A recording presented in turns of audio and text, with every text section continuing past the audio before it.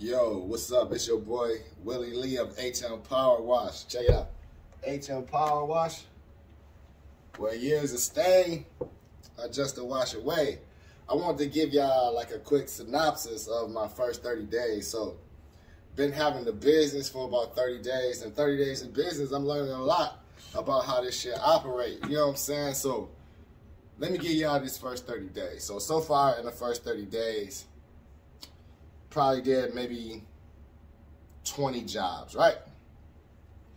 Made about 3,500, like as far as on the work and whatnot.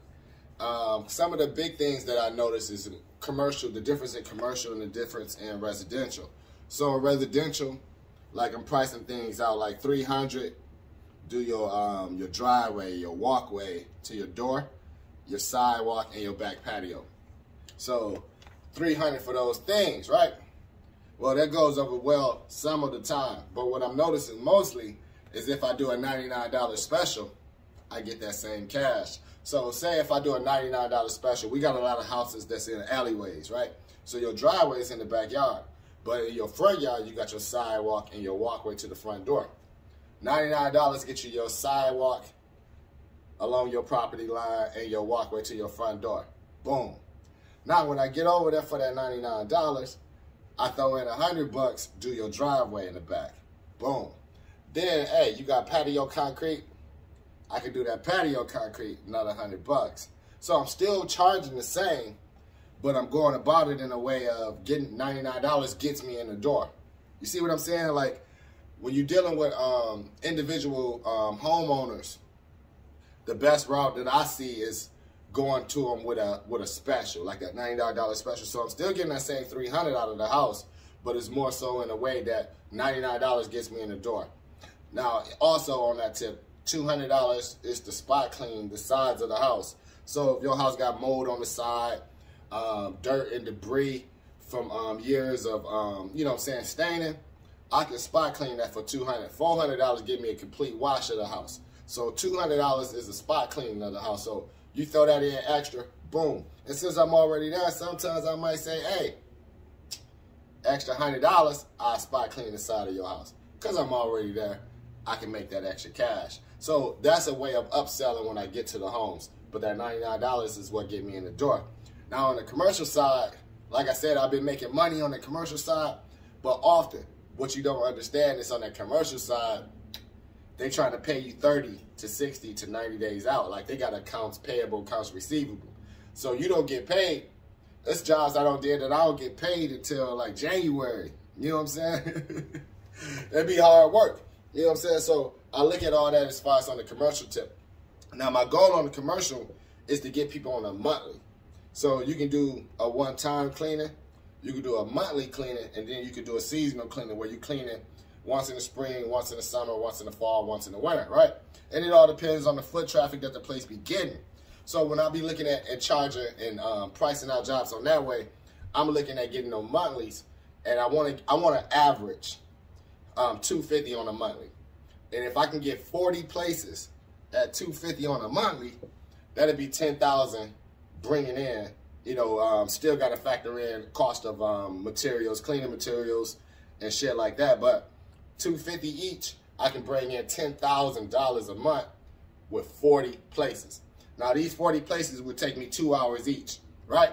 So the way I calculate that out, I could do 2 a day and for 20 days, and that's 40 places. 2 a day at 20 days, 40 places at 2 hours each. So 2 a day, I'm doing 4 hours of work a day. You feel me? 4 hours of work in a day, and I got 20 days to do that work, and I bring in $10,000. So getting on the monthlies is my goal. And right now, I've secured 3 places. I got 10 maybes that I got to go work this week and see if I can get them going too. But the goal is by April, when my birthday come, I'll be 42 next April, right? So my goal is by then is to have 40 places at $250 a month. Now the 3 places I got right now, I got one $250, one $600, one $900. So I'm still trying to average $250, right? But $250 is my bare minimum on that monthly. So I'm looking at all that good stuff. Another thing I noticed on the commercial tip is people be cheap, right?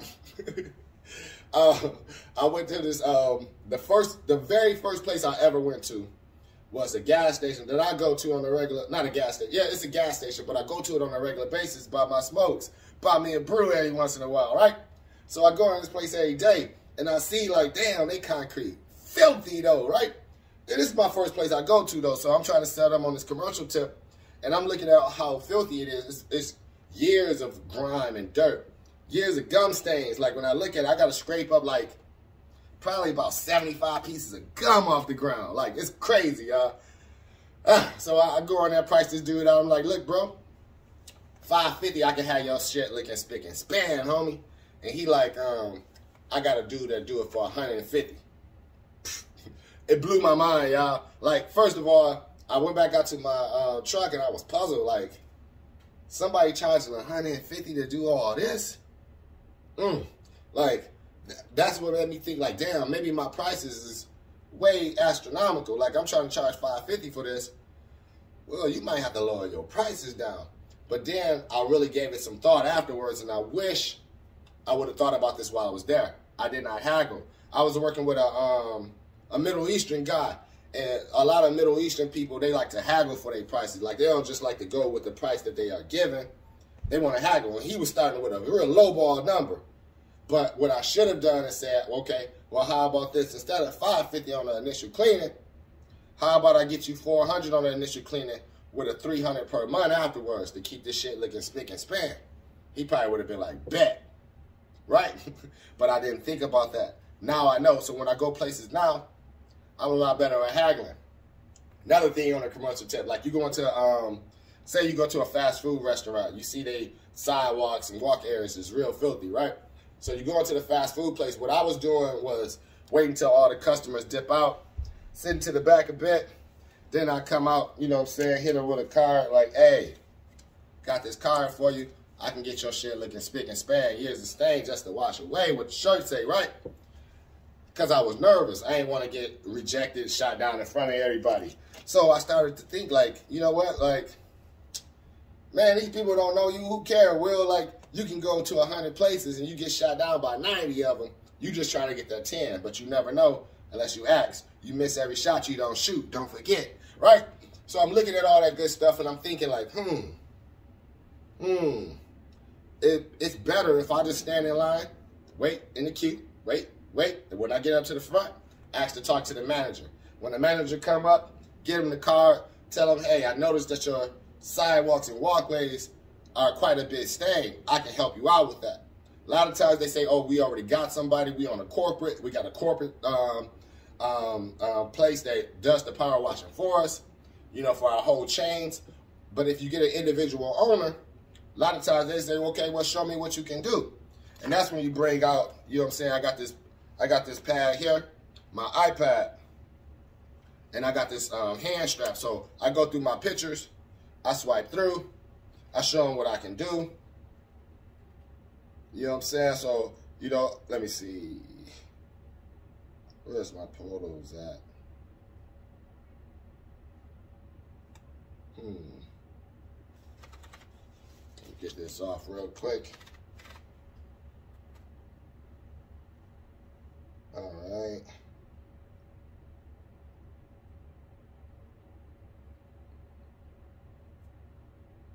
So I go through my photos, right? And I just show them various things that I can do as far as on the cleaning tip. You know what I'm saying? Show them the kind of work I've been doing. Show them all the different businesses I've been going to. Show them all the different clients I've been prospecting. And show them how that work go. And oftentimes, they'll be like, okay, let's come out, let's schedule a demonstration. And once I get the demonstration scheduled, then I go through there and I get their shit right. You know what I'm saying? So that'd be my process of going through in that kind of regard. And with that, that puts me in a position like with this, I can go out there, I can showcase my skill, I can show the stuff that I can do, and I'm looking quite professional. Now, another thing I want to tell y'all about the business of it, though, is that, man, it's hard work. It's actually manual labor, right? So with that, with it being manual labor, I've been trying to keep myself in a lot better shape. So since I've been doing this work, like Y'all don't know. I always worked in corporate America, so I worked behind a cubicle. And when you work behind a cubicle all day, or you work in corporate America, like for me, hospitals, you know, you have spurts of walking. You have spurts of going around doing work. But for the most part, you're sitting at a desk at a computer all day. Doing manual labor for the first time in my life, like, I be tired. I did a job for 3 hours one time cleaning the church, and I came home and slept 10 hours afterwards. Like, my body just wasn't used to doing manual labor. So I've been getting myself in better shape, doing more yoga, doing more cardio. Like, I hate cardio, but I've been doing cardio now. And since I started this a month ago, I went from 217 down to 202 right now. As you can see, your boy been slimming up. You know what I'm saying? So as I'm getting older, I noticed that I got to take care of my body a lot more. Quit smoking, lay off the weed, you know what I'm saying? Stop drinking 40s, shit like that. I got to keep myself in a lot better shape. And it also helps being in shape because you look the part. I go on places. First of all, y'all already know them females, they throw it at your boy.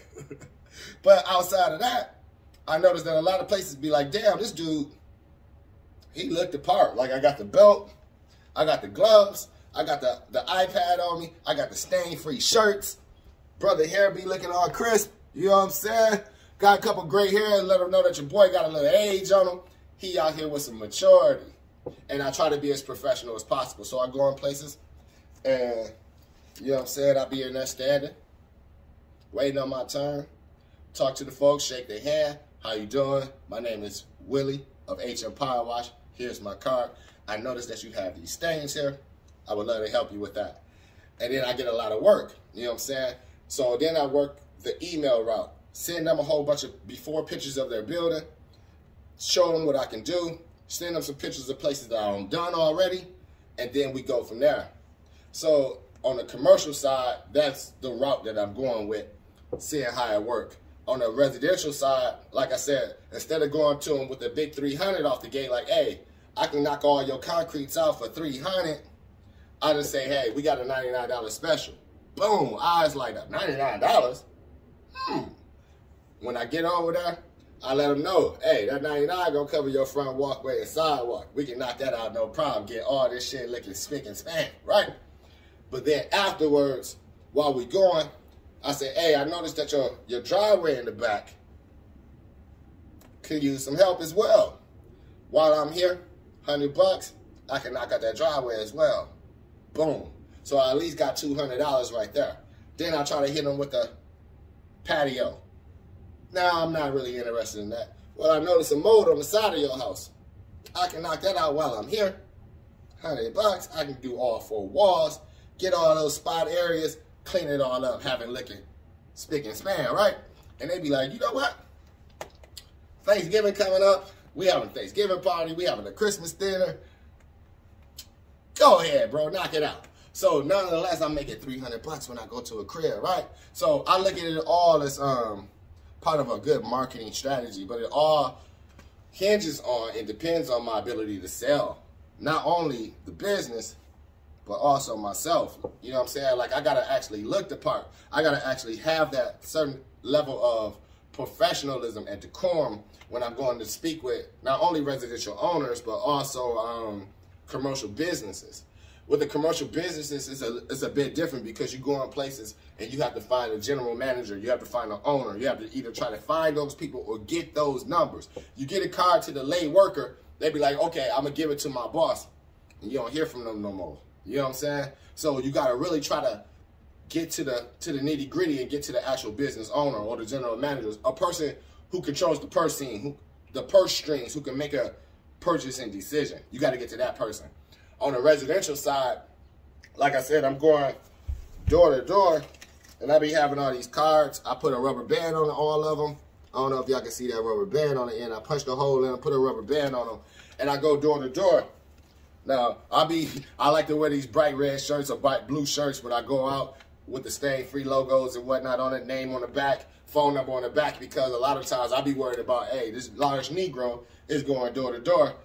We think he up to no good. So I got to make sure I'm looking the part, make sure I put the stuff on their door. If they door, around their door it says no soliciting, I back up and go to the next house. You run into a lot of Ring doorbells, so you always want to make sure you're looking professional, looking the part before you put some stuff on somebody's door.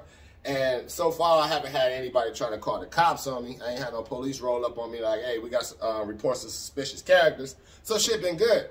On the next tip, I'm going to tell y'all about 30 days in the business is going to the hood. Like, man, I went to the hood the other day. I was like, you know what? I'm finna start screening for customers, potential customers in the hood. There's a lot of businesses, mom and pop, be in the hood, right? But what I'm noticing when I went out there is like, and I'm in the hoods of Dallas, right?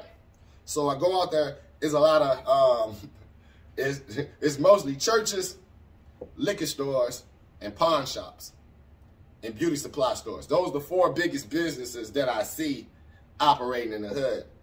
Churches, liquor stores, pawn shops, beauty supply stores. And what all 4 of those places have in common is a lot of times in the hood, they don't really care how their shit looking because people gonna come anyway. Like the people that come to a church, they come whether the sidewalk's looking good and clean or not. The people that go to a liquor store, hey, they trying to buy liquor, lottery tickets and scratch-offs and shit. Like, they don't care. You know what I'm saying? They just trying to get in and out and get their stuff. The people that go to a beauty supply store, same thing. They just come for certain things. They don't care about the appearance of the outside. So a lot of times, those type of businesses in the hood, it is not even advantageous for me to even go up to what I'm noticing. So the other day, I probably dropped off maybe 50 cards, talked to about, I would say 15 to 20 owners. And for the most part, they're haggling or their ability to be receptive. They were like, we'll get back to you. They don't really care, y'all. Like, they ain't really trying to get that business like that. But when you go to, I guess, more affluent neighborhoods, even more diverse neighborhoods, you get a lot more leads that way. So those are the kind of things that I've been noticing working in the business so far for 30 days with my own business. Again, I have been doing 6 months in the past just on the side, working with the homie, call him my sensei. You know what I'm saying? He the one sold me my trailer when he upgraded. So now I'm starting to see, like, if I don't go out and kill the food, then your boy don't eat. And that mortgage don't stop. That $1,650 a month, they need that pronto.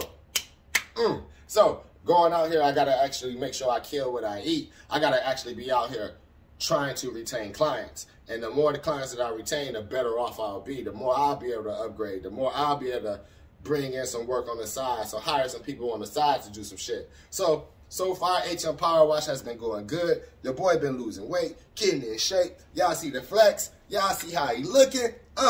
So far, everything been good. Working on getting a little bit more. Again, by my birthday in April, I want to have 40 places on retainer at least $250. That'll bring me in at least $10K a month, $120 on a year, just by 4 hours of work a day. I'm working, guys, so wish me luck. Thanks for listening to my update if you made it all the way here. And let me know what you got, any tips or tricks that you think will help with the business as well. HM Power Wash, years of stain just a wash away. Peace.